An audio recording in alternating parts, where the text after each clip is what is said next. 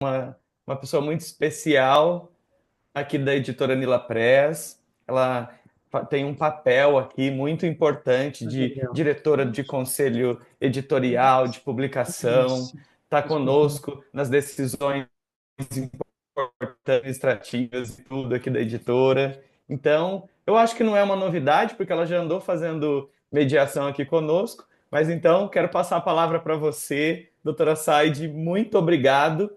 E nós somos amigos, parceiros aí, né? Esse povo que não sabe de nada. Mas eu sempre bom te ouvir também, tá bom? Então, eu passo a palavra para você aí, para você dar início aí na nossa noite. Obrigada, Ivan. Boa noite a todas as pessoas presentes aqui, né? Espero que seja uma noite bem gostosa, bem proveitosa, de aprendizados, enfim, e de trocas, né? É um prazer tê-los aqui e a gente vai dar início, então, à nossa live. Eu vou apresentar rapidamente uns slides, uns 3 slides aí, só para vocês irem acompanhando com alguma figurinha que é sempre bom, tá? Vou começar então.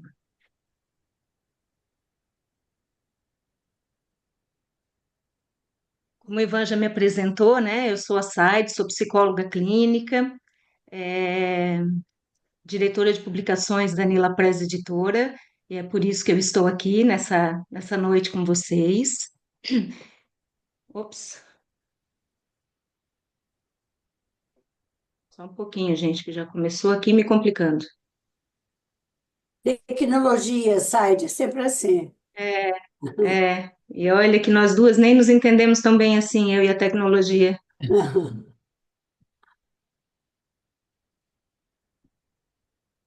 Tem um suporte aqui do meu lado.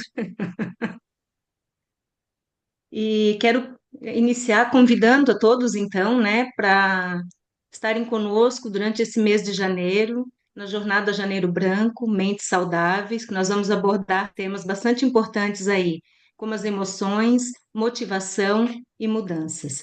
E hoje, então, né, a gente vai dar início à nossa jornada com a temática das emoções e com o lançamento do livro Regulação Emocional é Possível Aprender. Então, o convite fica para que tenhamos aí uma boa noite com as nossas duas super palestrantes aí, né? As doutoras, a doutora Marilda Lippe, a doutora Gabriela Spadari, especialistas no tema e que vão nos ajudar a compreender um pouco melhor como é que essas regulações ou essas desregulações acontecem. Para provocá-los um pouquinho, eu queria apresentar essa figura, né? Para ver o que que vocês pensam quando vocês olham para isso aqui. Uma determinada situação, não sei o que fazer, não sei se é um susto, se é um desespero, se é alguma coisa da qual eu não consigo lidar. Vou maquinando, né? As engrenagens mentais aí vão acontecendo, vou me organizando com isso que acabou de acontecer. Me passam algumas coisas pela cabeça, pela ideia, né? E talvez uma resolução. Então, uma determinada situação permeada por várias soluções, e aqui, no desfecho que eu imagino, a gente consegue uma resolução. Dentro das hipóteses que a gente vai levantar aqui hoje, imagino que, dentro de um processo que foi possível ativar a regulação emocional, nós temos um desfecho um pouco mais satisfatório, que é a carinha sorrindo ali, né? E numa outra situação, que nós temos também todas as emoções acontecendo, mas com uma possibilidade onde essas emoções foram tomando outras proporções, outras coisas foram acontecendo, cada significado aí de cada emoção na história de cada um pode pesar mais ou menos, ativar mais ou menos as nossas emoções de emergência aí, né? Medo, raiva, mas vou deixar o resto aí para as doutoras, e um desfecho desconhecido. E a partir disso, então, eu quero apresentar o nosso livro com as autoras e as doutoras, então, que farão essa explanação aí para nós. A doutora Marilda Noel Novaes Lippe, diretora do Instituto de Psicologia e Controle do Estresse, PhD em Psicologia pela George Washington University e pós-doutorado em Estresse Social pela National Institute of Health. Presidiu a Associação Brasileira de Estresse e a Federação Brasileira de Terapias Cognitivas. É presidente futuro da Academia Paulista de Psicologia e ocupa a cadeira de número 7 na federação. Tem uma expressiva contribuição na academia e na ciência. Orientou 72 teses de mestrado e doutorado sobre estresse e é autora de mais de 100 artigos científicos. É autora e coautora de 28 livros e editora do Boletim da Academia Paulista de Psicologia. Muito obrigada, doutora Marilda. E a doutora Gabriela Fabro Spadari, psicóloga clínica e docente em graduação e pós-graduação, tem pós-doutorado, doutorado e mestrado em psicologia, especialista em psicologia clínica na abordagem cognitivo-comportamental, certificada em terapia racional emotiva comportamental pelo Instituto Albert Ellis de Nova York e formação em terapia do esquema pelo Instituto Weiner. Autora e coautora de livros na área de atuação, recebeu o prêmio Melhor Tese de Psicologia de 2021, concedido pela Psicologia. Gente, muito obrigada pelos conhecimentos de vocês e pela contribuição que vocês vão nos dar hoje. Então, passo a palavra, acho que para a doutora Marilda, né? Para iniciarmos, e aí a gente vai se organizando conforme vocês acham que é melhor, Saide, né? Elas vão falar e no final a gente abre para as perguntas, pode ser? uhum. Vou dar um outro, Diga, doutora Marilda. só dar um outro recadinho também para quem está na sala. A gente vai colocar no chat a lista de presença para vocês responderem. Então vão acompanhando aqui a fala das doutoras, né? Podem deixar perguntas também no chat, mas fica atento, atenta para poder responder a lista de presença, para depois ter acesso ao certificado, combinado? Aí, pronto, não vamos interromper mais não. Bem, Saide, eu queria começar agradecendo a oportunidade que a Nila está nos dando de estar aqui presentes no lançamento desse livro, que para a doutora Gabriela e para mim é um livro de muita importância. É um livro que tem um significado muito grande, é um livro brasileiro, para brasileiros, baseado no conhecimento do povo brasileiro. Porque muitas vezes, Saide, a gente encontra muita literatura traduzida e muita literatura que enfoca povos de outras nações, com outras culturas, principalmente nessa área de regulação emocional, em que tudo ali gravita em função da cultura do povo. O nosso livro apresenta uma visão de brasileiros para brasileiros sobre brasileiros. Então, eu acho que esse é um tremendo diferencial desta obra, que conta com autores fantásticos. São vários autores da Academia Paulista de Psicologia, autores de vários outros estados e grandes universidades brasileiras, todos contribuindo para elucidarmos esse tema. Então, eu agradeço a Nila pelo lançamento desse livro, pela publicação desse livro, pela parceria maravilhosa. Agradeço a você, essa organização da live. Peço desculpa, porque eu estava chamando você de Saidi. Eu achei que o Y seria tornada a palavra É. com uma pronúncia mais no Y. Então, desculpe aí pela Imagina, pronúncia. doutora Eu, Marilda, eu estou super acostumada com isso, né? Quem tem um nome assim precisa se adaptar e entender que funciona assim mesmo, tá tudo certo. É o apelido, né? O apelido. Mas, então, muito obrigada, Anila, muito obrigada a você, ao Ivan, aqui a Irene, que são parceiros de muitas aventuras, de muitos livros e publicações. Então, a Denise, então, que é uma parceira e tanto aqui presente. Então, é um grande prazer estar aqui com vocês e ainda também com a Gabriela. O prazer é É um meu, grande doutora. prazer, Gabriela. Muito obrigada. Você quer falar, Gabriela? Gostaria de agradecer por essa oportunidade de estar aqui, a sala cheia, é um prazer. Estou muito feliz com o livro, é um livro de grande impacto, né?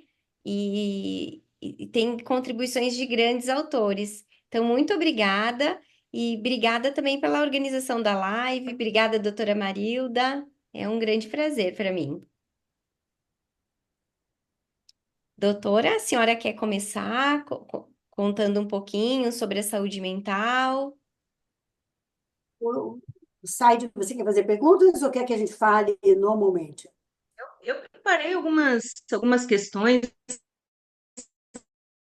aqui, eu posso lançar, vocês fiquem à vontade para seguir a ordem, responder, conforme as coisas forem acontecendo. Perfeito. Eu acho que já que a gente está falando, né, dessa jornada de saúde mental, acho que a primeira questão é essa: o que que é, afinal, saúde mental? Olha, se nós seguirmos a definição da Organização Mundial de Saúde, temos que pensar que saúde mental se refere a um estado de bem-estar emocional, psicológico e social de uma pessoa, assim, independente do sexo, da idade, do nível sociocultural. E a saúde mental afeta de uma maneira incrível como a pessoa vive, como ela é a parte de uma sociedade. Então, a saúde mental é aquela condição que possibilita você ser feliz, conviver com os outros, ter uma vida produtiva. Então, saúde mental é absolutamente fundamental para o funcionamento do ser humano. Muito bem, Gabriela, gostaria de... Perfeito. Corroborando, né, com os pontos que a doutora trouxe, a saúde mental também ela está relacionada ao indivíduo conviver, se relacionar, né, socialmente, sem apresentar um prejuízo e um sofrimento, tanto para ele quanto para os demais, né? Então, saber caminhar, em diferentes ambientes, em diferentes situações sem que isso leve ele a um adoecimento. Sim, e eu acho que também é importante a gente frisar que a saúde mental possibilita a pessoa fisicamente estar bem, porque afeta de uma maneira muito pronunciada a vida do ser humano, física também, e possibilita conviver de uma maneira melhor, né? Então, nós temos que tentar proteger a saúde mental do nosso povo. E o nosso povo está muito prejudicado. Todas as pesquisas na área de transtornos mentais, de dificuldades emocionais, todas elas mostram um povo sofrido, um povo ansioso, um povo depressivo, um povo estressado. E aí vem a grande pergunta: por que que o Brasil, tão fantástico, um país maravilhoso como o nosso, gera cidadãos tão prejudicados? O que que é na nossa cultura, o que que é na nossa sociedade, o que que é no nosso meio, que está levando essas pessoas a se sentirem ansiosas? Por que que o nosso país tem o índice de maior ansiedade do mundo inteiro, que é 9,3%? E depressão, nós somos o segundo país mais depressivo do mundo. Oh, Exato. meu Deus do céu, um país rico como o nosso, um país fantástico como o nosso, em pleno desenvolvimento, o que que é? Então, nós temos que parar e pensar profundamente o que que é a saúde mental do nosso povo, o que que afeta essa saúde mental, como é que nós podemos ter uma regulação emocional, um equilíbrio emocional dos nossos cidadãos, desde as crianças até os adultos também. Exato, E, porque afinal de isso mostra. contas, Desculpa, desculpa, Gabriela, por imagina, favor, pode falar. desculpa eu, querida. Não, porque isso mostra, né, que as pessoas elas estão com questões relacionadas à regulação emocional e talvez apresentando uma tendência de adoecimento mais rápido ou uma menor resiliência, né? E essa questão, né? Afinal de contas, o que que é, então, regulação emocional? Olha, eu acho que nós precisamos começar a prestar muita atenção a esse item. O que que é a regulação emocional? Eu acho que é a habilidade de algo que se sente de uma maneira que seja da intensidade e da forma necessária para que se possa conviver na sociedade de uma maneira tranquila. Então, regulação emocional não é ignorar o que você Uhum. sente, não é necessariamente modificar o que você sente, mas é poder expressar aquilo que está dentro de você, aquilo que o emociona, aquilo que cria o seu mundo interno de uma maneira tranquila, de uma maneira eficaz, no contexto adequado. Obviamente, se eu estou no meio de uma confusão tremenda e eu tenho que elevar minha voz, porque senão não sou ouvida, isso não é desregulação emocional. Isso é uma adaptação ao meio no qual eu estou inserido naquele momento. Mas então nós temos que saber, em cada momento, como nós vamos nos portarmos de tal maneira que não se cause um transtorno para o outro, não se crie uma violência, não se crie um mal-estar no nosso ambiente. Então, a regulação emocional significa saber da intensidade correta e a dimensão correta nos nossos sentimentos. Perfeito, doutora. Concordo. Acredito que está relacionada também à consciência, a capacidade da gente entender o que está sentindo, o porquê está sentindo, né? E gerenciar essa emoção. Porque muitas vezes os indivíduos eles não têm consciência do que estão sentindo e reagem a esse sentimento, né? Inconscientemente, muito de uma maneira reativa, né? Então a regulação emocional ela também entra nessa questão da nossa capacidade de gerenciar emoções de forma consciente. Olha que ponto interessante que você mencionou, Gabriela. Eu acho que isso aí tem uma grande verdade, que é a Uhum. pessoa saber identificar as suas emoções para saber até Exato. regulá-las. Porque se eu não sei o que eu estou Hum, sentindo, como é que eu posso gerenciar esse sentimento? exato, Então, a identificação, a aceitação do teu sentimento é fundamental para que se possa regular essa emoção. exato. E aí, e nesse ponto, a gente acredita muito que a TCC é muito benéfica, porque ela traz esses conteúdos para o paciente, a consciência dele entender o que ele pensou, o quanto esse pensamento ele influenciou na emoção e, obviamente, na desregulação emocional. Sim. A doutora A Marilda trouxe TCC, no início, falando da cultura, né? De que esse livro ele aborda bastante a nossa realidade aqui. E uma das coisas que a gente ouve bastante, né? Eu sou psicóloga clínica e sempre tem, assim, as pessoas criticando ou se sentindo talvez menos aptas ou menos saudáveis porque manifestaram uma emoção negativa, né? E que a lógica, durante muito tempo, foi de que pessoas mentalmente saudáveis eram pessoas que não manifestavam suas emoções negativas, Uhum. né? Então, eu acho fantástico que vocês estejam abrindo isso e falando, e para a gente também trabalhar em cima dessa crença, né? Que é uma crença que vai adoecendo, de certa forma, né? sim, nossa, eu acho É, interessante o que você está falando aí, porque a TREC, né, a terapia racional emotiva comportamental, ela professa que existem dois tipos de emoções, saudáveis e não saudáveis.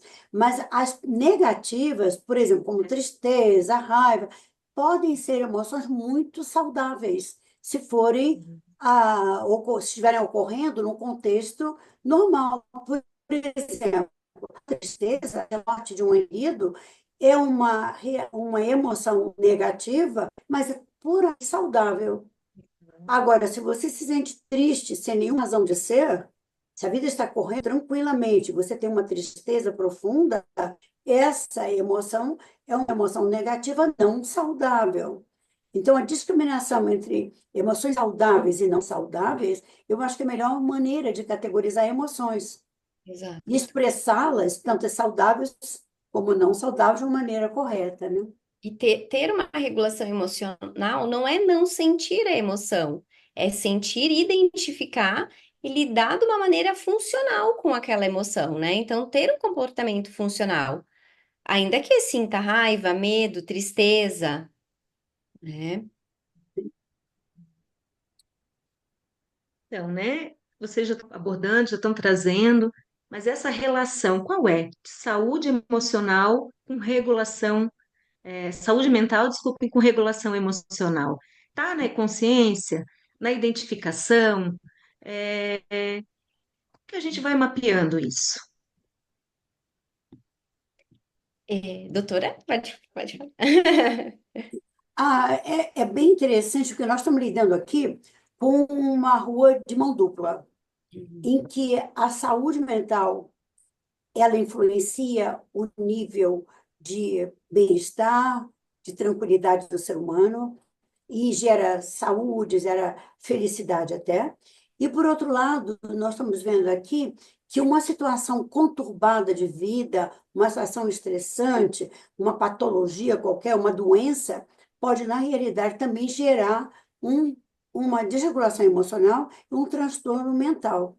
Então, a saúde mental, ela é influenciada por vários fatores, não é só uns fatores. E também não é uma coisa para sempre. Não é assim, você tem saúde mental, para sempre você tem saúde mental. Quem dera, como seria bom isso aí. Mas as circunstâncias de vida, às vezes, são tão calamitosas, tão trágicas, que leva a pessoa até a não ter uma saúde mental naquele momento no nível que é desejável. Mas a pessoa pode recuperar. Então, o tom positivo de tudo que eu gostaria de deixar aqui é que é sim viável se trabalhar na saúde mental do ser humano, com todos os transtornos mentais que alguém possa ter. Ainda assim, a gente pode aliviar essa carga e trabalhar para minimizar o transtorno e promover algum bem-estar, algum tipo de saúde mental nesse ser humano. Exato, exato, porque muitas vezes as pessoas apresentam um comprometimento, né, em algumas funções emocionais, e isso leva a uma desregulação, no caso, e algumas questões patológicas, elas estão extremamente relacionadas, né? Uma vai nutrindo a outra, né? Então, a desregulação, ela causa adoecimento, e um adoecimento na saúde mental também causa desregulação. E sabe uma coisa, né, Gabriela, que você tem visto comigo em muitas situações de estresse, né? A gente observa que o estresse sempre traz um desequilíbrio para o ser humano, seja no físico, seja na mente, seja maior ou seja menor, É o dependendo da estresse referência. positivo, né, doutora? Exatamente, Uma exatamente. viagem, né? Férias, final de ano, encontrar a família. Nascimento de um filho, promoção, ganhar na loteria, né? Tudo Exato.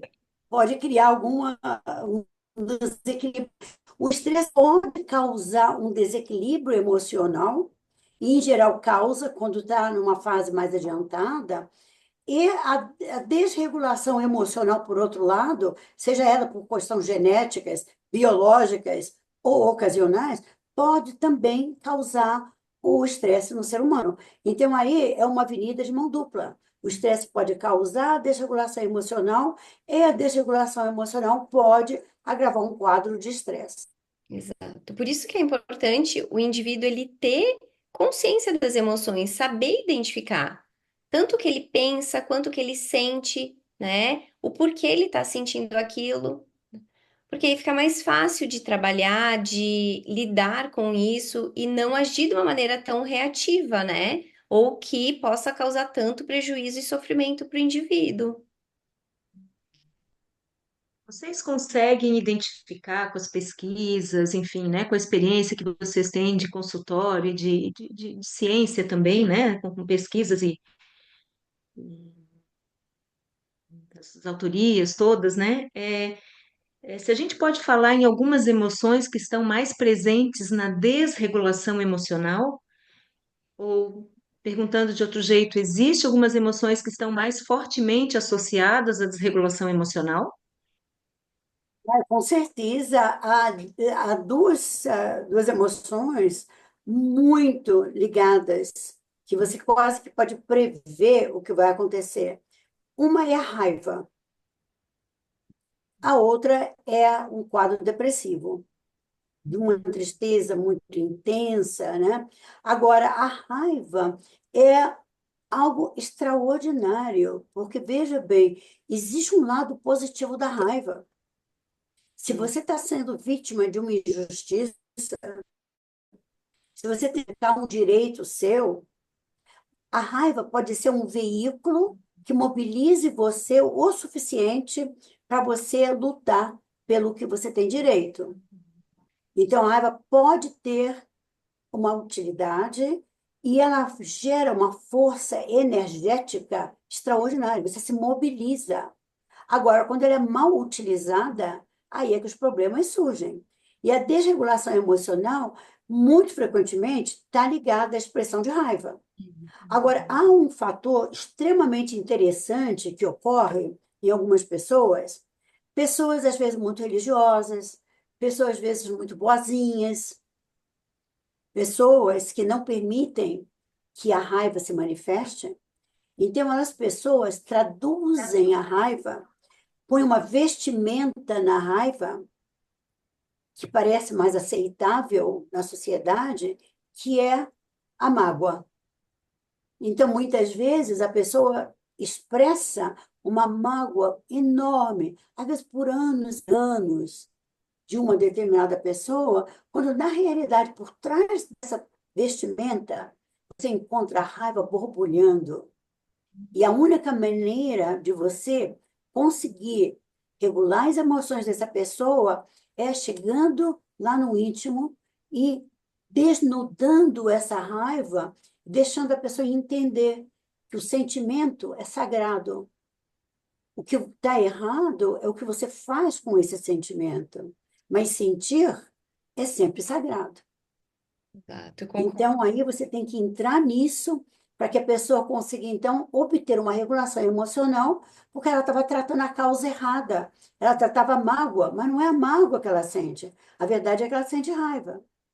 E a outra emoção ligada à regulação emocional, que eu tenho visto muito na clínica, é a tristeza profunda, a depressão. Então, pessoas que se anulam frente a uma determinada situação, ficam totalmente desregulados nas suas emoções, mas o que prevalece ali no fundo é uma tristeza profunda, tristeza que às vezes não tem nome, é só um estado de passividade, um estado de desgosto, um estado de desesperança, Quase um autodesamparo, né? desamparo, exatamente. Exato, doutor, eu concordo. Em relação à raiva, eu acredito que o que leva, né, à desregulação, porque sentir é natural, né? Mas como essa pessoa se comporta, né? Então, eu acredito que a desregulação está relacionada a isso, que é o que a doutora trouxe também, o que a pessoa faz com essa raiva, né? Então, direcionar isso para algo mais regulado, adequado, funcional, né? Outra emoção que eu percebo muito também aqui no consultório é a ansiedade, né? As pessoas elas têm desregulado muito quando tem ansiedade, não estão conseguindo controlar ou entender, né, o que causou a ansiedade, acabam deprimindo, né, levando a outras emoções e muitas vezes tendo comportamentos que ou são autodestrutivos, né, ou prejudicam outras pessoas, né? Tem mais algumas que vocês lembram? Side? Olha, Gabriela, eu acho que você falou uma coisa extremamente relevante aí. A ansiedade é realmente presente em quadros de desregulação emocional, né? É, e aí, associada a isso, eu noto muito o pensamento negativo, né? Porque, na realidade, o pensamento é gerador de estados emocionais comprometedores. Então, nesses quadros de ansiedade, eu verifico sempre uma cognição extremamente negativa, uma desesperança, um modo de encarar o mundo de uma maneira tão cruel, tão ruim, que a pessoa às vezes sente que não tem outra opção do que ter medo. E a ansiedade, no fundo, é um medo Medo, é. aí de que algo possa dar errado, né? E está relacionada a muitos transtornos, né, doutora? Inclusive o transtorno de acumulação, né? Que eu trouxe no livro, eu apresentei um capítulo sobre um caso sobre o transtorno de acumulação, que é muito marcado também por uma ansiedade, né? Um medo. Sim, realmente é muito interessante. O outro aspecto da desregulação aí é o que a gente está vendo muito nos adolescentes hoje em dia, né? Que é uma coisa absolutamente lamentável e que é a automutilação. Sim. Então, 20% dos adolescentes no Brasil está se mutilando. É muito. Que loucura. 20% é muito adolescente. Eu com problema. acredito, doutora, que isso também pode estar relacionado a uma baixa tolerância à frustração e leva a uma Perfeito. desregulação, né? Eu ia trazer a frustração. O que eu consigo identificar muito dessa desregulação, quando acontece uma desregulação, são pessoas que são expostas desde muito cedo e em várias situações da vida a situações de frustração, né? E não a frustração, aquela que proíbe alguém de fazer alguma coisa. Eu tinha um projeto, eu tinha um desejo, eu tinha uma vontade e ela fica limitada ou não consegue fazer, mas muito a uma frustração de não estar conectada consigo no sentido de eu não reconheço qual é a minha necessidade emocional básica, eu não sei o que que entende. E na relação com o outro, este outro não conecta com ela também. Então, se sente um pouco, talvez aí rejeitada, mas muito frustrada de não ser atendida ou legitimada por esse É, outro, né? É essa frustração que eu percebo que aparece e causa uma maior desregulação é emocional. muito Não interessante sei isso aí. se. O Instituto de Psicologia e Controle do Estresse, né, do qual eu sou diretora, tem um banco de dados, uma base de dados, de 30 e poucos anos de atender pessoas com estresse. Nesse banco de dados, fazendo um levantamento do que é que causa estresse nas pessoas, vocês não imaginam que a causa número um é vulnerabilidade à frustração. Então, nós temos um teste que a gente aplica para saber se a pessoa é ou não vulnerável à frustração. E essa é a maior fonte de estresse de um número enorme de pessoas que nós temos no nosso banco de dados. Agora, o que eu estou percebendo atualmente é que a nossa geração atual, mais nova, está tendo muita dificuldade de tolerar frustração. São Exato. pessoas que buscam o prazer e o bem-estar a todo momento. Então, veja, é viável alguém se sentir bem 100% do tempo? É viável alguém ter prazer 100% do tempo? Não é viável, mas essas pessoas estão achando que podem obter essa alegria, esse bem-estar, esse hedonismo todos os minutos do dia. Consequentemente, quando o trabalho demanda um pouco mais, ou o parceiro ou a parceira demanda um pouco mais, ou a vida, de um modo geral, faz uma demanda um pouco maior, essas pessoas se fragilizam e tendem a fugir, ou então essa automutilação também pode acontecer. Então, acho que a vulnerabilidade à frustração é, sim, um dos maiores males da nossa sociedade Exato. atual. Essa geração que está agora aí se desenvolvendo, crescendo, lamentavelmente, isso está acontecendo. Exato, é uma inabilidade muito grande em lidar com emoções negativas, né? Então, o ser humano ele não consegue lidar, ele desorganiza e desregula, né? E aí pode ir para diversos meios, ou buscar reforço aí a todo momento, né? Então, compulsões ou outros transtornos, né? Como a automutilação e assim por diante. Mas eu vejo muito uma inabilidade em lidar com emoções negativas que são tão vivenciais e cotidianas na nossa atualidade, na nossa vida, né?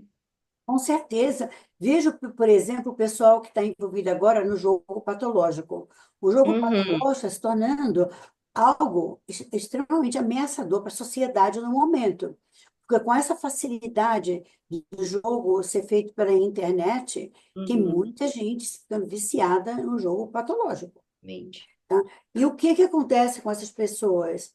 Estão sempre buscando um prazer, é mais um prazer. E mesmo quando perdem, acham que o prazer vem daqui a pouco. Se É. nós estudarmos, analisarmos isso, no termos de conceitos comportamentais do Hum, behaviorismo, nós vamos ver o que acontece nesse jogo patológico, que é o reforço intermitente. Então, a exatamente. pessoa, uma hora tem o reforço, aí pensa que vai daqui a pouco ter de novo e continua ali arriscando, perdendo. Eu tenho um paciente que perdeu um apartamento. Era o único bem que ele tinha, os pais deixaram ele, e ele perdeu O no jogo. reforço intermitente é o que mais mantém o comportamento, né? Porque de vez em É quando a uma pessoa ganha, né? Exatamente. E, obviamente, quando você não ganha, essas plataformas dão a você um voucher, um valezinho, um brinde. Então, você Essa eu não consegue sabia, continuar. doutora.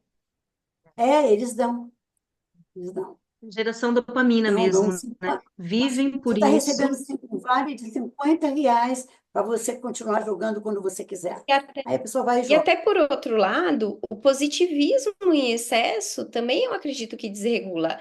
O exemplo disso está na rede social, né? Tudo lindo, tudo bonito, tudo bom. Isso vai É, gerando emoções nas pessoas que elas não são suficientes, elas não são boas o suficiente, não são bonitas e ricas o suficiente, e gera emoções e desregulam. Isso a gente vê cotidianamente no consultório, né?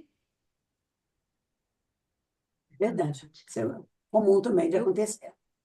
Né? fiquei Mas eu pensando um acho pouco na também, sabe o importância quê? do sistema de apego, né? Exato. Do quanto a gente aprende, nós seres humanos, né?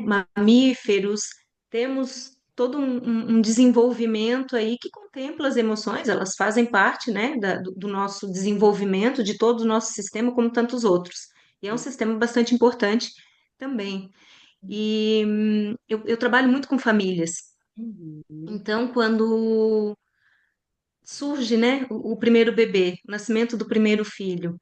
A gente sabe que isso, por mais que o mundo inteiro conheça, né, que as pessoas nascem, os bebês e as famílias, e as mudanças acontecem, quando você sente essa mudança acontecendo, é uma grande fonte, vamos dizer assim, de desregulação emocional. Você tem que lidar com a responsabilidade de uma outra vida.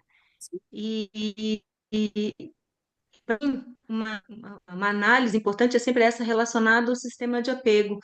A gente imagina, né? Tem um bebezinho, ele desconhece qualquer coisa que ele mesmo possa produzir, que ele possa sentir, e temos aí os cuidadores, pai, mãe, às vezes avós, às vezes outros cuidadores, enfim, né? Que precisam ajudar a traduzir para esse bebê as coisas que estão acontecendo. E esse bebê tem respostas muito imediatas a tudo que é fisiológico. Ele ainda não se deu conta de um sistema emocional. Muitos adultos também não se deram ainda conta, não sabem nomear, não sabem dizer o que que sentem, de onde vêm, para onde vão, né? E aí eu já quero vincular com a questão da motivação e também com a questão da mudança.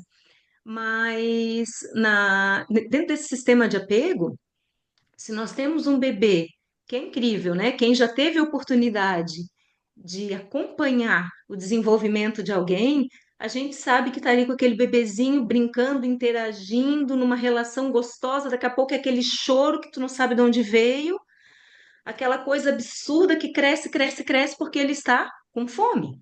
Ele não vai avisando, olha, eu tô com fome, que hora sai a comida, né? Ele sente e reage, porque desconhece. Aí a gente tem um cuidador aqui. Eu tenho uma filha, né? Então, assim, a hora que ela sentia fome, aquilo parecia que tinha, assim, 3 dias que não tinha comido, porque. E a gente corre para providenciar. Quem conseguiu amamentar no peito é mais imediato, mas quem não conseguiu vai pegar uma madeira, arruma aqui, arruma lá, até a gente aprender os intervalos e tudo mais. Mas o choro de um bebê é uma fonte de estresse absurda, É, né? E de fato. desregula esse cuidador. Exato. Se este cuidador não entende e não sabe do que se trata, essa interação, um bebê com uma desregulação por questões fisiológicas, né? Mas que à medida que o choro vai aumentando, ele vai desregulando por questões emocionais também, ele vai desconectando, inclusive, com aquela dor ali, vai virando outra coisa, e esse cuidador também desregulando.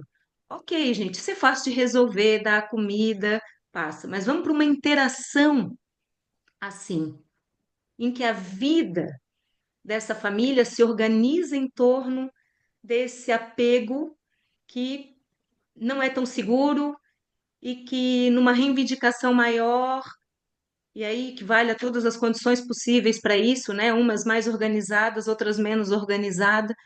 Olha que tipo de sistema emocional que isso vai formando, né? Quando a gente se organiza em torno da desregulação, ao invés de conseguirmos nos organizar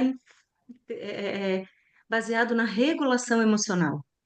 E aí eu queria ouvi-las, porque eu acho isso assim de uma grandiosidade, de uma contribuição imensa. Exato, aprender a lidar com a desregulação, né? Como eu vou lidar com aquele sentimento? Como vou me comportar diante daquele sentimento, né? Eu acho isso muito importante, porque é como você falou, lidar com a regulação é fácil, mas e com a desregulação, né? E com essas emoções negativas, e com os comportamentos reativos, né? Quando a Eu acho que desregulação vira um modo de se regular, gente. Exato. nessa situação que a Said mencionou, nós vamos ver aí uma frustração muito grande, voltando ao tópico da frustração, porque a família, quando tem um bebê, não espera que o bebê vai chorar e que a pessoa vai ficar desesperada, sem saber o que fazer. A frustração é enorme. E falando de frustração, eu gostaria de mencionar que nós estamos presente aqui na live um dos autores, coautores do nosso livro, o Toésio Vasconcelos, que escreveu especificamente sobre quer ver, o título do que ele deu no livro foi O Aprendizado de Tolerância à Frustração e o Postergar do Prazer. É Perfeito. justamente isso que nós estamos falando, e o doutor já está aqui presente, né? No momento, é.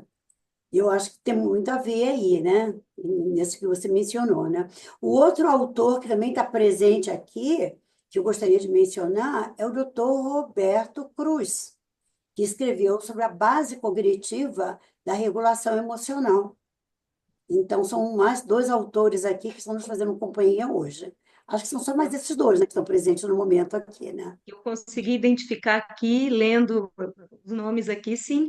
Por favor, doutor Esdras, doutor Roberto, se apresentem aí, façam parte, venham nos acompanhar. Sim, pode ser que eles queiram dar alguma opinião sobre o que Exato, a gente é. está discutindo. O Roberto já escreveu algumas coisas aqui no chat que eu consegui ler. Não, primeiro cumprimentar todo o time aí, né, Danila, e especialmente a doutora Marília, a doutora Gabriela. Eu estou hoje como ouvinte, né? A gente sempre aprende nas lives, né? Com os colegas, é muito bom ouvir os colegas, né? Com os especialistas nas suas respectivas áreas. Cumprimentar o doutor Esdras, a doutora Ana Maria, todo o time aí que também contribuiu com o livro. E hoje a audição é com elas, né? Eu não vou me atrever a entrar na mediação da doutora Said, também especialista no assunto, mas estou aqui para tentar aprender também, como todos vocês, e eventualmente me escrevendo umas coisinhas aqui no chat para provocar o debate aí, tá? Então, muito obrigado, parabéns aí pela live, está muito interessante, e continuo aqui ouvindo vocês, tá? Obrigada, Então, Roberto. essa, você gostaria de falar alguma coisa? Se o capítulo é tão interessante sobre o postergado do prazer, né? O hedonismo, né? Acho que está sem som. Você está sem som. Está sem som, Ok. Esdras. Sim. Muito boa noite a todos vocês. Boa noite, Marilda. Um enorme prazer em estar aqui com vocês. A doutora Gabriela, a doutora Saíde e o Roberto também, que depois daquele belíssimo congresso eh, feito por você, Marilda, lá em Campinas, foi lá que nós nos conhecemos É, foi lá. e desde então não há frustração nenhuma. Há uma regulação emocional no sentido da alegria, Que não é? bom. Portanto, é um grande prazer, Roberto, e também fico contente que estamos juntos nessa tarefa. Marilda, há muito tempo a gente trabalha junto e é sempre uma satisfação muito grande. Inclusive, estaremos juntos novamente no seu próximo congresso esse ano, lá em Campinas, que vai ser novamente um grande congresso.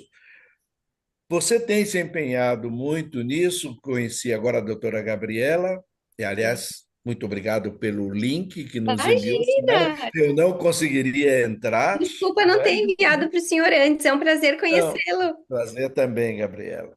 E eu vou aproveitar para colocar uma pergunta. Regulação emocional, na visão de vocês, tem a ver com inteligência emocional? Eu me retiro. Não, não, não. Eu acho que a regulação emocional e inteligência emocional estão completamente associadas. Sim. Agora, inteligência no abstrato, não necessariamente. Porque eu conheço muitas pessoas altamente inteligentes, mas sem regulação emocional, sem inteligência emocional. Então, nós não podemos associar um tipo de inteligência à outra. Eu sempre visualizo, e até comento com meus pacientes, que a inteligência, a parte racional e a parte emocional deveriam ser entrelaçadas e seguirem numa única direção. Mas, muito frequentemente, nós encontramos trilhos, como no trem, trilhos paralelos. A inteligência abstrata, racional e a inteligência emocional totalmente desvinculada. Então, uma das funções da terapia, na realidade, começa colocando pontes entre essas dois trilhos paralelos, com o objetivo de, no fim, se mesclar as duas linhas e que a pessoa tenha uma inteligência emocional aliada à inteligência racional. O objetivo da terapia deve ser esse: uma pessoa integrada, uma pessoa coesa, que tenha tanto inteligência de um tipo quanto de outro. Tá?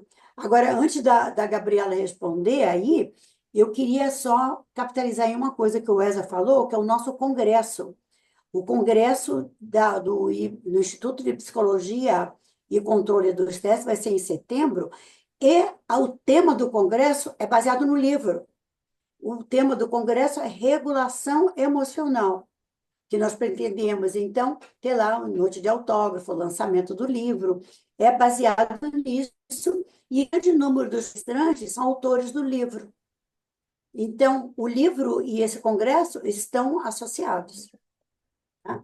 Desculpa aí, Gabriela, Sim, responde, por doutora. favor, sobre... Excelente a contribuição da senhora, e acredito que sim, um pouco do nosso papel, bastante, né, enquanto terapeuta, é desenvolver essa inteligência emocional, porque muitas vezes os pacientes, eles não aprenderam ao longo da vida deles, ou desde a infância, cresceram com crenças muito limitantes, desadaptativas, e aí no processo terapêutico, a gente faz essa construção e desenvolve novas perspectivas, né? E que ele se construa e construa essa inteligência emocional. Tudo bem.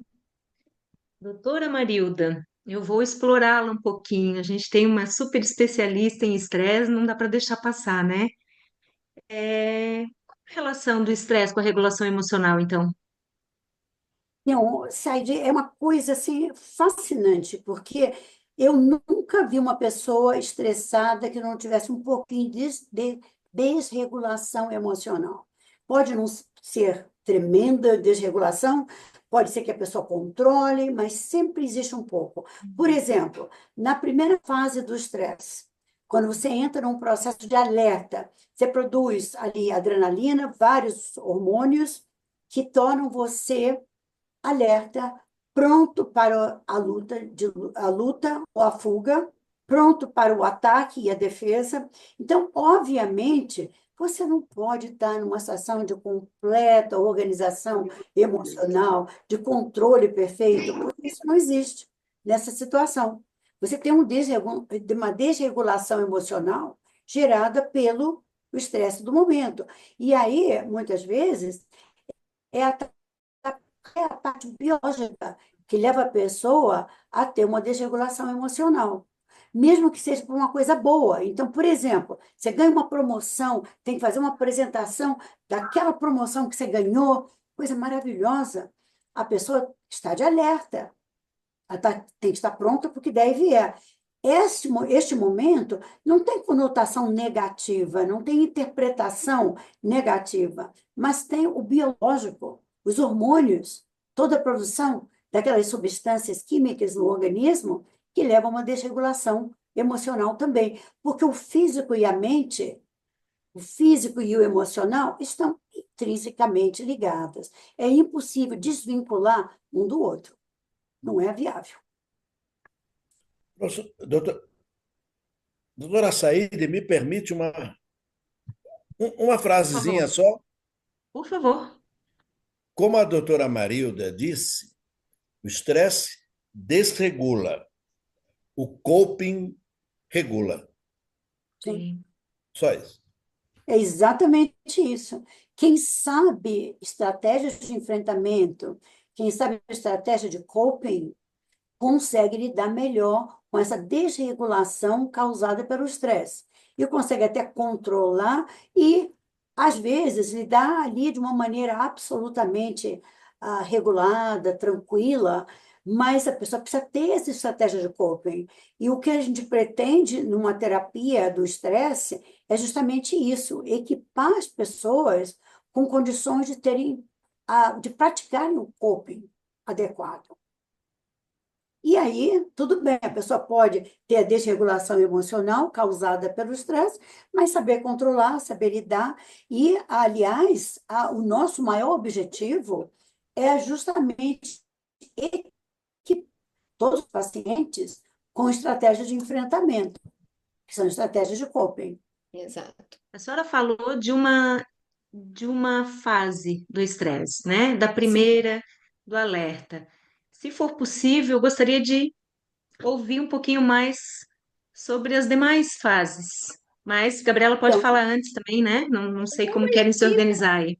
Eu acho importante a doutora colocar. sim. Então, nós temos a primeira fase, que é a fase do alerta, e nós fizemos uma proposta de um modelo quadrifásico do estresse, porque por muitos e muitos anos nós acreditávamos que o estresse se desenvolvia em três fases, que é o que o Hans Selye propôs, três fases, era modelo trifásico. Mas durante uns 20 anos de pesquisa no laboratório de estresse da PUC de Campinas, nós percebemos que havia uma quarta fase do estresse. A fase que o Selye mencionou, que era a resistência, que era a segunda fase, era muito longa na maneira que ele propôs. Então, nós desdobramos essa fase de resistência para incorporar a resistência como segunda fase, sim, mas uma terceira fase que se chama quase exaustão. Nessa terceira fase, várias coisas ocorrem diferentes da fase de resistência. Então, o que seria resistência? Resistência é aquela fase em que todos nós aqui presentes já entramos e já saímos. E impossível dizer que nunca você entrou em resistência. É a fase em que o ser humano lida com o desafio que está presente, ele consegue se adaptar ou dar um gerenciamento razoável ao que está ocorrendo e ele toca a vida. Só que essa a dinâmica toda dele se esforçar para regular a vida, de enfrentar os estressores, também é um desgaste muito grande no organismo. Ele se cansa, ele se depaupera também. E esse cansaço aparece aí em termos de dois sintomas muito significativos, que é uma dificuldade muito grande quando ele acorda cansado, ele pode dormir 8, 10 horas, mas levanta cansado, porque a energia dele foi para o controle emocional e físico do estressor. E a outra coisa é dificuldade com a memória imediata. Então, esquecer coisas rápidas. Esqueceu de passar no banco, esqueceu o número do telefone de alguém, coisas banais, né? E depois ele se recupera e ele pode sair do processo de estresse sem maiores danos. Há uma recuperação praticamente total, ele conseguiu lidar com o que estava acontecendo. Caso, no entanto, mais estressores ocorram na vida da pessoa, ou esta pessoa não consiga lidar com o que está acontecendo, ela entra na terceira fase, chama-se quase exaustão. É ali o limiar da doença. É quando a ponte está quebrando. Não está quebrada ainda, mas está balançando. Então, o ser humano ali começa a mostrar sinais de depressão, desregulação emocional, ele está no limiar da doença. É como se ele estivesse andando na beira de um precipício, e ele pode tanto voltar à fase de resistência e se recuperar, ou ele pode cair no precipício. Se ele cair no precipício, ele entra na última fase do estresse, que se chama exaustão, e aí a depressão é profunda, aí o desânimo é muito grande, doenças gravíssimas ocorrem, e aí a desregulação emocional se manifesta numa apatia profunda, num desânimo muito grande. Então, a desregulação emocional ocorre em todas as fases. Na primeira fase é a agressividade, é a impaciência, é a intolerância, porque a pessoa está ali num momento de luta ou fuga. Na resistência, a pessoa começa a ficar mais apática, porque ela está desviando as suas emoções e energias para lidar com o estressor. E ela quer vencer, e ela vence, mas ela também se cansa e ela fica mais apática nesse momento. Na quase exaustão e na exaustão, depressão já ocorre, apatia, vontade de fugir de tudo. Isso é um sintoma muito comum. Eu gostaria de fugir de tudo. Eu não quero saber de mais nada. É um sintoma, é uma frase comuníssima na pessoa muito estressada, está numa fase avançada. Tem o modelo quadrifásico, e esse modelo quadrifásico mostra uma desregulação emocional em todas as suas fases. E o estresse pós-traumático? O estresse pós-traumático é outra coisa, não entra aí nas fases regulares do estresse. Aí já é quando você se depara com um trauma, com uma situação.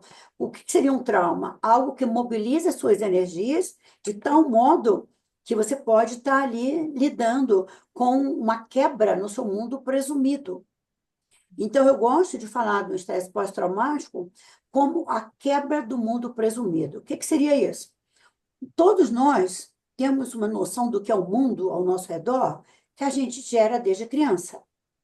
Então, cada um de nós faz um recorte do seu mundo. Então, eu tenho o meu recorte, você tem outro recorte, e dentro desse recorte, a gente espera determinadas coisas desse mundo. Então, eu chamo isso do mundo presumido. Quando há um trauma, algo muito mobilizante, algo que choque aquele organismo, esse mundo se despedaça, ele quebra.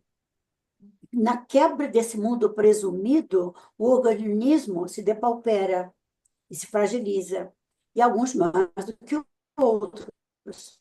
E aí, temos, como terapeutas, de construirmos um novo mundo para essa pessoa. Aquele mundo já foi, mas existem outras maneiras de ver o mundo. Há outros recortes. Se esse se foi, vamos recortar o outro lado, um lado mais positivo, um lado melhor. E aí a gente trabalha no estresse pós-traumático nessa construção de um mundo presumido novo para aquele paciente. Maravilhoso. Doutora Gabriela, conseguimos uma costura ou alguma coisa relacionada ao estresse e transtorno de acumulação? Sim, com certeza está extremamente relacionado, né? O transtorno de acumulação, ele é caracterizado pelo acúmulo excessivo de objetos, muitas vezes sem valor, né? Que o indivíduo ele tem dificuldade de descartar, né? E é importante ressaltar que nesses casos, o acúmulo de objeto, ele chega a impedir, né? Cômodos na casa, então gera aí uma desordem, né? O que ocasiona está relacionado com o estresse também, não só para a pessoa que tem, mas também para quem vive ao redor, que acaba às vezes não entendendo o que está acontecendo naquela residência ou com aquela pessoa e gerando um estresse que pensando aí nas fases, vai além ali da fase de resistência, porque é um transtorno que é difícil, que perdura por muito tempo, e às vezes toma aí ao longo da vida da pessoa. Eu já vi casos aqui no consultório que a pessoa não conseguiu se desfazer, não consegue, e ela se desfaz e depois acumula de novo, ou acumula outras coisas, animais e assim por diante. Então, tá extremamente relacionado à ansiedade, a estresse, não só para quem tem, mas para os familiares que convivem, que muitas vezes acabam tendo que até mudar de casa, né? Gabriela, tem uma pergunta aí que me veio à mente agora. Como é que você discrimina entre esse transtorno, que é tão importante, e, por exemplo, a pessoa que quer guardar tudo de alguém que morreu, né? Às vezes o filho quer Ah, guardar tudo da mãe ou do pai, né? Isso aí também entra nessa classificação ou é diferente? não, é diferente, né? A pessoa que quer guardar tudo de pai ou de mamãe pode estar relacionado ao luto daquele momento. Precisa avaliar também o tempo que ela está guardando e a quantidade de coisas, né? Porque se for um tempo exacerbado, que vai além do luto, aí talvez possa ser caracterizado como algum outro transtorno, né? E a quantidade também. Se são objetos afetivos, ou, por exemplo, são roupas, coisas que não vão ter uma funcionalidade, né? Aí já entra em algo mais de um transtorno, Sim. né? E as pessoas que colecionam coisas? Porque às vezes eu vejo coleções que parecem tão estranhas, né? Sim, Colecionar, eu entendo, colecionar selo é muito fantástico. sim, Ah, colecionar canecas de vários lugares, eu entendo. Mas às sim, vezes tem umas sim. coleções meio estranhas, né? É. É porque o transtorno de acumulação, ele está categorizado no DSM no transtorno obsessivo compulsivo. E aí, dentro do espectro, a gente tem vários tipos de compulsões, de obsessões, e o colecionismo, ele faz parte do espectro do transtorno obsessivo compulsivo. Então, eles se conversam, né? Tanto acumulação quanto colecionismo, toque e assim por diante, né? Porque tem coleções, doutora, como a senhora falou, né? Muito sensível, inclusive que a pessoa gasta muito, né? Gasta mais do que pode nessa coleção, né? E às vezes coleciona a mesma coisa. Por exemplo, eu já vi casos do indivíduo colecionar videogame, só que ele coleciona, por exemplo, o Super Nintendo, um que ele achou mais novo que o outro, com menos risco e assim por diante. E se torna, né? Tanto uma acumulação quanto algo mais obsessivo. Entendi. É interessante, né? Bem interessante. Gente, eu já vou começar, daqui a pouquinho eu quero ouvir mais a doutora Gabriela ainda, com as questões que as pessoas estão mandando aqui para a gente no chat, tá? Uhum. É, Gabriela, assim, a gente tem visto, inclusive na mídia, né? Isso tem se tornado, assim, imagino eu, em função do aumento de casos, e de pessoas com comprometimento, assim, gigantesco na vida, né? Uhum. Tu tens ideia do número, da estatística desse transtorno? Como é que no nosso país isso tem se apresentado? Olha, Said é bem alto, né? Eu não tenho clareza hoje do número específico, mas a incidência é altíssima, né? Atualmente, está mais relacionado ao sexo feminino, né? A gente vê mais pacientes do sexo feminino com transtornos de acumulação, tá? E está muito relacionado a desregulação emocional na questão de angústia, ansiedade, né? A baixa tolerância à frustração, né? Que nem esse caso que a doutora trouxe, né? Do luto já patológico, né? Então, a pessoa, ela não consegue elaborar aquilo, né? Tem aí uma depressão, outras morbidades, né? E acaba tendo prejuízos, né? Mas é uma incidência bem alta, Tem- principalmente no sexo E tem feminino. idade, Gabriela, tem alguma idade específica para começar esse transtorno? Em geral, ele começa na adolescência ou início da fase adulta, Uhum. né? Às vezes ele pode estar relacionado também a perdas mesmo, né? Como a senhora trouxe, a pessoa perde pessoas e ela acaba fazendo compensação. Então ele acaba vindo como uma compensação de algo, de algum vazio existencial, né? De alguma dor mais intrínseca. E, Uhum. em geral, quem tem um transtorno de acumulação acaba tendo outras comorbidades, como depressão, pânico, fobias, ansiedade, toque. né? Ele não vem sozinho, ele vem acompanhado de outros quadros. Eu pensei aqui, a minha veia sistêmica, né, me leva sempre a pensar no sistema mesmo, né? E quando tu fala das mulheres ter uma incidência maior, obviamente a gente não vai ter essa resposta assim tão objetivamente, mas me ocorreu, né, que as ocupações, o lugar social mesmo da mulher ainda, apesar, né, das mudanças todas que já aconteceram e vêm acontecendo, as transformações culturais aí, fico pensando que em algum tipo de ruptura que possa ocorrer, né, nesse sistema, se a falta dessa dedicação, ou desse lugar mesmo que ela ocupa, pode contribuir para a necessidade de acumular coisas, né, de se manter numa relação de cuidado e porque as pessoas que colocam um monte de coisas para dentro das suas casas, você falou dos animais, né? Pessoas acumulam animais, assim, a gente sabe. Gatos mesmo me parece assim que é uma campeão de audiência, É, né? Nesses casos. tem.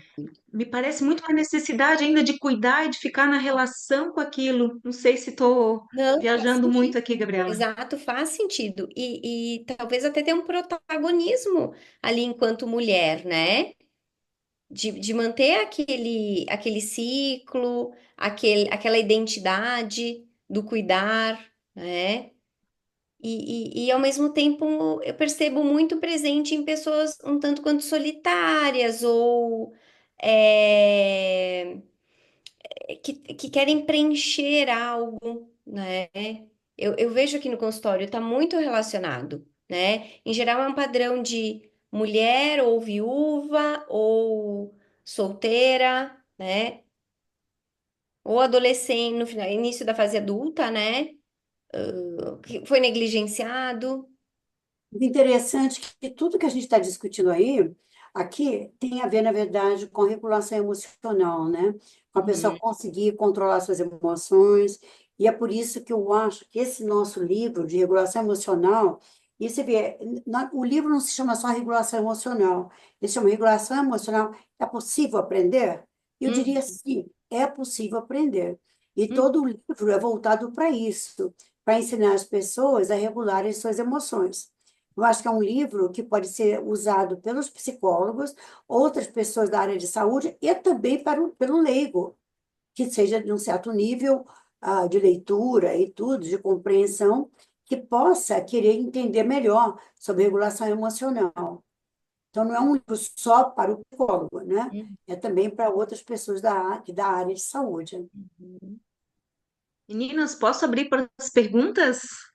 Tem várias Sim. interessantes aqui, eu tô lendo no Tem, chat. né? Vocês Eu estão nem vendo vi, nem também, olhei no legal. chat. É. Ó, tem uma para a doutora Marilda perguntando da relação da última fase do estresse e do burnout. Excelente pergunta. Veja bem, hoje em dia está se falando tanto no burnout, o burnout agora já tem um lugar na CID, então é uma doença ocupacional, então nós precisamos realmente saber qual é a diferença entre o estresse e burnout. Há uma dissertação de mestrado de uma ex-aluna minha que foi justamente sobre isso. E ela mostrou que na última fase do estresse existem muitas similaridades, não é a mesma coisa. Porque a última fase do estresse pode até levar à morte, pode levar à morte súbita. O burnout não vai levar à morte súbita, pode levar ao desinteresse, desânimo, à desmotivação, desrealização, mas não vai levar à morte. O estresse, na fase de exaustão, pode levar ao que se chama morte súbita, que é um colapso de todo o organismo, que a pessoa entra num curto-circuito. Então, já é a diferença básica, fundamental aí. Mas, além disso, existem várias outras diferenças. O burnout é algo ligado mais ao trabalho, embora se fale de burnout de pais, mas é o trabalho, é uma função de cuidar de pais, é um trabalho também aí. Já o estresse na fase de exaustão pode estar ligado a qualquer coisa, pode estar ligado, inclusive, a fontes internas de estresse. Não ser necessariamente, nem tem que ser algo que está ocorrendo no mundo lá fora. Pode ser autoproduzido. ou pode ser voltado também para alguma coisa que esteja traumatizando ou angustiando muito a pessoa. Há determinadas características no estresse que não estão presentes no burnout, tá? E há algumas coisas no burnout que diferem no estresse. Agora, na fase de exaustão, existem algumas características semelhantes, mas não são todas, são só algumas. Obrigada. Essa pergunta foi feita pela Zenir, é isso? Muito obrigada pela participação. Tem uma outra também, acho que para a doutora Marilda, da Rosilene, né? Qual a influência de sono na desregulação do estresse? Fuga ou... Deixa eu ler aqui que eu já me perdi, só um minutinho. Fuga ou autorregulação? Qual a influência do Olha, sono na desregulação do estresse? Fuga ou essa pergunta é autorregulação? fantástica, viu? Quem é que fez a pergunta? Foi muito boa. Rosilene. Rosilene, muito boa sua pergunta, porque, de fato, é uma coisa perturbadora verificar como o sono é atrapalhado, é prejudicado pelo estresse. Acontece muito, viu, Rosilene? Acontece muito. Então, eu vejo muitas pessoas que, quando estão estressadas, até conseguem começar a dormir. Porque o sono, às vezes, é o produto de um cansaço tão grande, elas conseguem adormecer, mas acordam lá para 3, 4 horas da madrugada e não conseguem mais pegar no sono, devido ao estresse. Então, às vezes, o sono excessivo pode ser uma tentativa do organismo reparar a si próprio para poder dar conta daquela energia toda que está tendo que ser despendida. Então, pode ser que o sono muito excessivo, que ocorre na resistência, principalmente, possa ser um sinal de uma tentativa de regular o organismo. Mas o que a gente nota com maior frequência é uma desregulação do sono ligado ao estresse. Aí, o que a gente nota é o pensamento disfuncional. É o pensamento que não desliga, é aquele turbilhão de pensamentos fragmentados que começam a ocorrer durante o sono e que despertam a pessoa e não permitem que ela volte a dormir. Então, nós temos várias técnicas para lidar com esse tipo de dificuldade, de levar a pessoa a pegar no sono de novo durante o período que deveria estar dormindo, né? Mas você está certo, existe uma relação, sim, bastante prejudicial aí para o organismo. Doutora Marilda, obrigada pela resposta. É, no- nós já temos, nós até temos pessoalmente próximo, né? Não só profissional como pessoal. Eu tenho um livro autografado já pela senhora. Nós estamos passando por luto, né, na família, e a senhora autografou um livro para o meu pai. E essa relação do sono é muito Um pouquinho, tocante. Rosilene. Olha, desliga o microfone, por favor, quem não está falando, para não interferir aqui com a Rosilene. É, Oi, Denise Rosilene, Clemente. desculpe, continua, meu bem. E aí, às vezes, nesse caso pontual, em família, a fuga que eu quis dizer é justamente isso. Eu vou dormir cedo para ver se passa essa exaustão. Em contrapartida, acorda-se 2 horas, 3 horas da manhã, já sem sono mais, acorda desperta, mas a situação de estresse ainda perdura. Ah, sim. Mas olha só, se a pessoa vai dormir cedo, naturalmente ela vai acordar cedo também, porque ela já preencheu o número X de horas. Então, não é uma estratégia adequada para lidar com o que está acontecendo. O ideal para essa pessoa na sua família seria aprender técnica de manejo de tensão, como diminuir esse pensamento que está fragmentado, que está tumultuando o bem-estar dela. Seria adequado que ela fizesse um trabalho terapêutico aí, mesmo que fosse de curto prazo, para ela poder dar conta.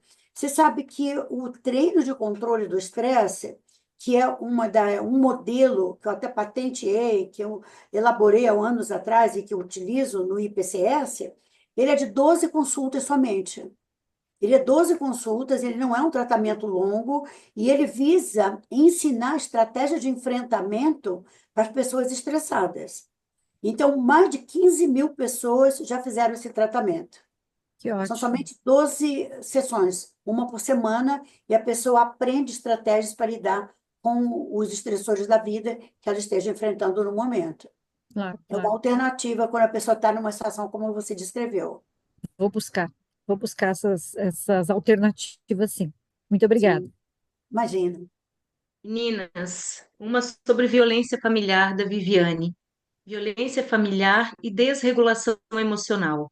Como lidar com essa realidade, considerando o estresse intenso e recorrente em todos os envolvidos? Quer responder, Gabriela?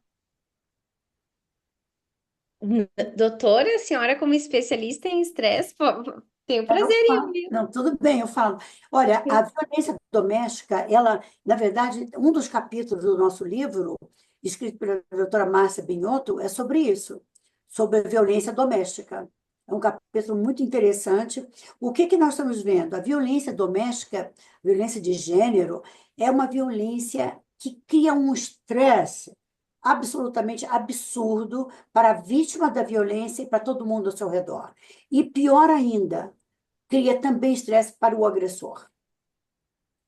Então, na realidade, numa situação de violência doméstica, nós temos que pensar igual como nós pensamos na pessoa que pratica bullying. Nós temos que pensar na vítima de bullying e nós temos que pensar também na pessoa que pratica o bullying. Claro que em determinados momentos a gente tem que defender a vítima, porque nós não podemos deixar uma vítima indefesa enquanto se trabalha com o agressor.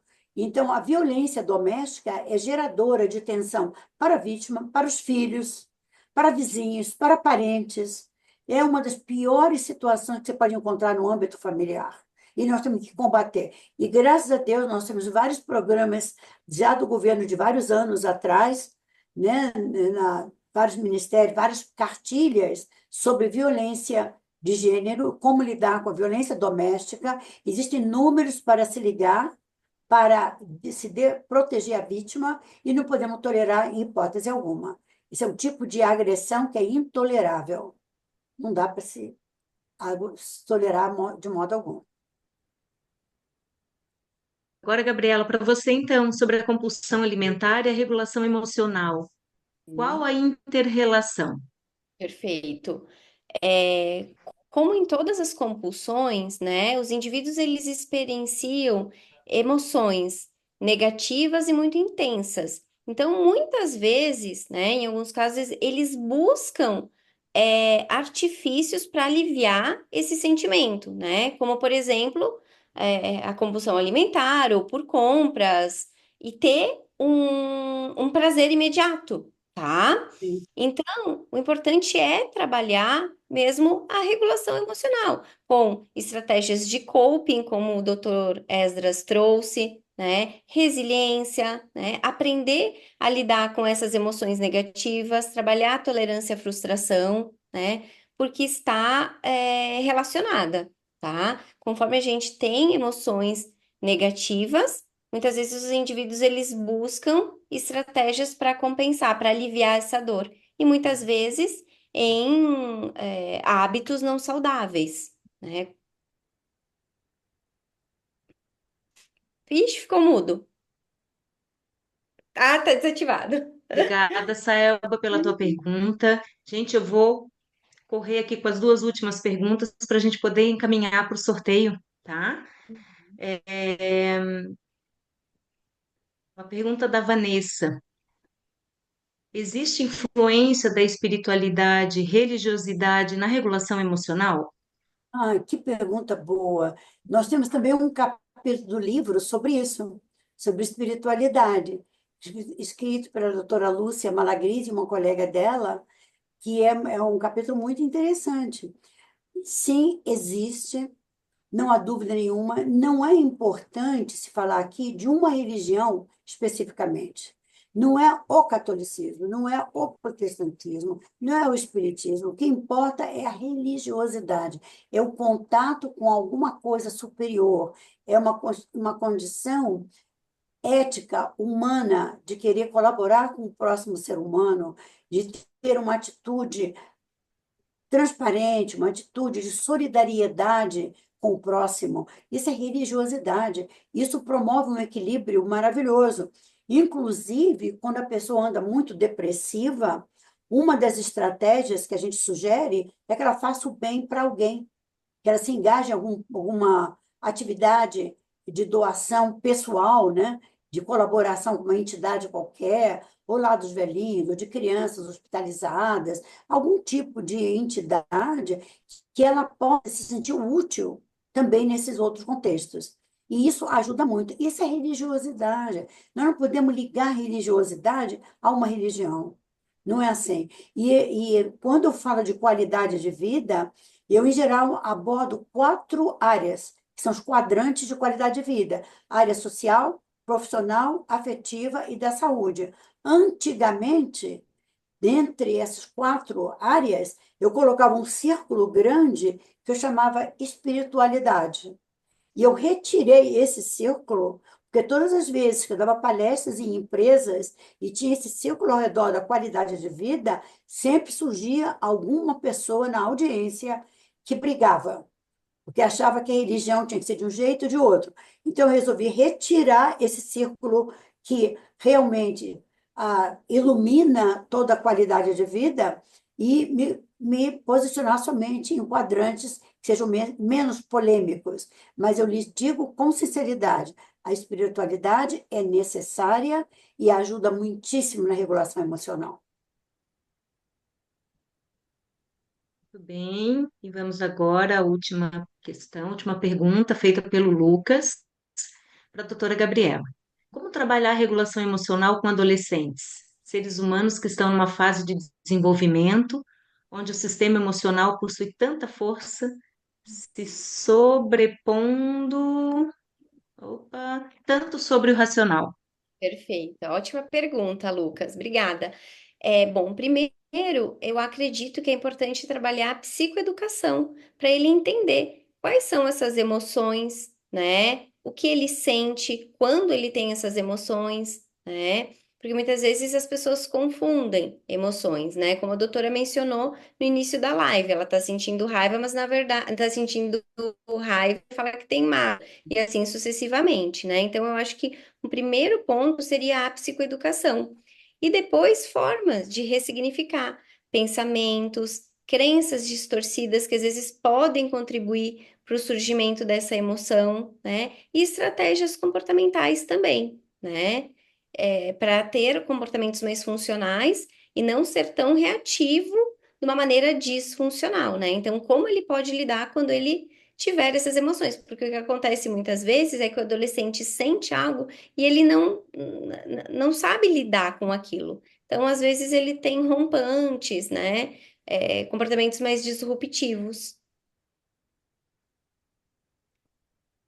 Muito bem.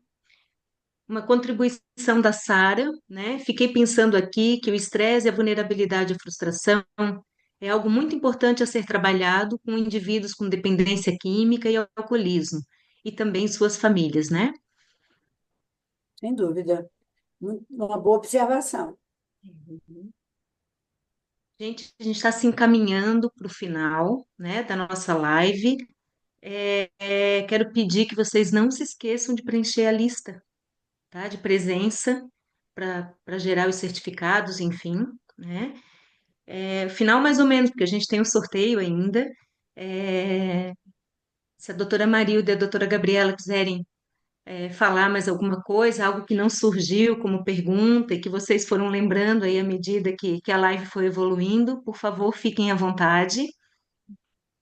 Bem, eu gostaria de falar do ponto positivo do que nós estamos discutindo aqui.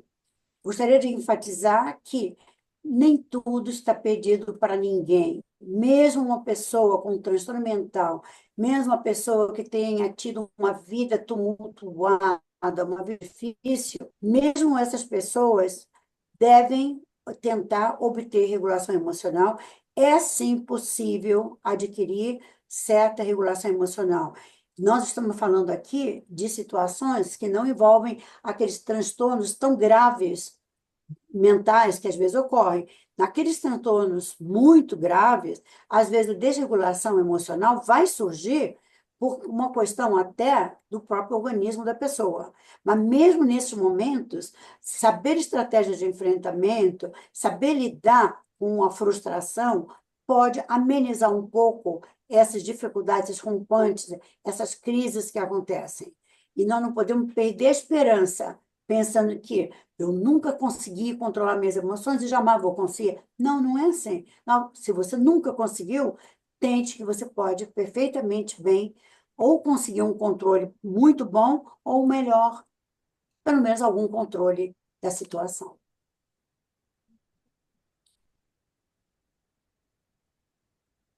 Quer finalizar, Gabriela?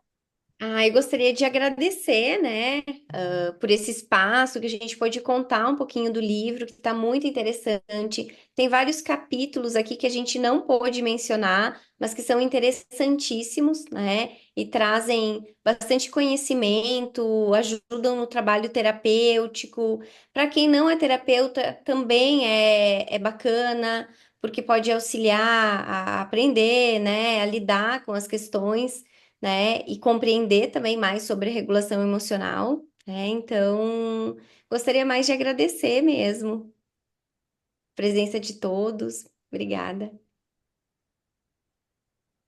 Ah, que eu quero agradecer imensamente, né? Ainda vou retomar isso no final, mas por mais que já tenha anos de experiência na prática clínica, como é bom ouvir pessoas, né? Vozes diferentes da nossa, daquela que já está internalizada, como a gente aprende, como isso verdadeiramente enriquece. Então, muitíssimo obrigada.